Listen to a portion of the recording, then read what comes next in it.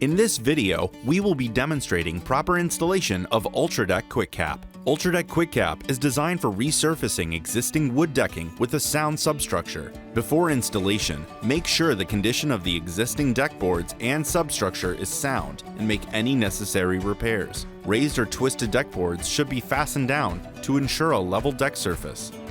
With a solid substructure and level surface, you are ready to begin installation.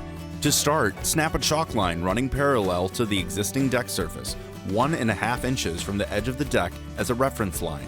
Add additional lines every 16 inches for placement of QuickCap fasteners. Fastener placement should not exceed the recommended 16 inches. Color-matched cladding screws may be used to fasten the first section of QuickCap boards on the outside edge of the deck. Each screw should be pre-drilled with an 1/8 inch bit and countersunk. These screws should also be placed every 16 inches and at least 1 1/4 inch from the outside edge of the deck. With your first section in place, install a row of QuickCap fasteners every 16 inches on your chalk lines and slide a QuickCap board into place. Make sure not to over-tighten your fasteners, as this will not allow for the clip to align in the groove of the next board. You will continue this process until the deck surface is covered. If 2 QuickCap boards are spliced, the use of a joining board at seams will minimize the amount of end-to-end gapping.